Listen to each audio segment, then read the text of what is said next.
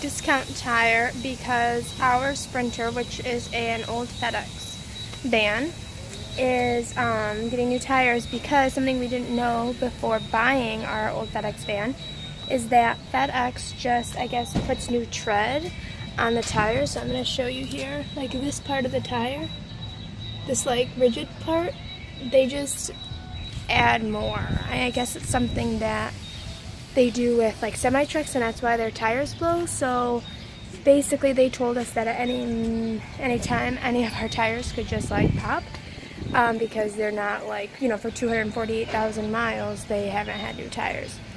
So we are here to get new tires today, and after that we have to work on getting our governor removed, which is like a speed modulator that FedEx puts on the truck that only allows you to go 65 miles an hour. So far, 2 things about FedEx trucks that you need to know. The third thing that you need to know is that the front seat, passenger side, is not an actual seat.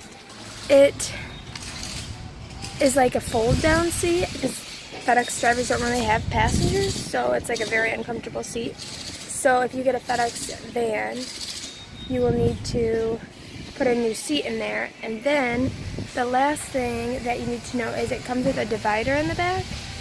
Well, maybe that's the last thing, but I'll show you the divider. It's pretty heavy duty. It's nice if you want to use it for security and keep it in your van. We most likely will be taking ours out so that we can like have more open living space. And then the last thing that you need to know is that the back comes in with shelves, and they're like fold-up shelves. And someone told me they're worth like a couple $1,000s new, so you can sell those. I'm working on selling mine right now and make some money.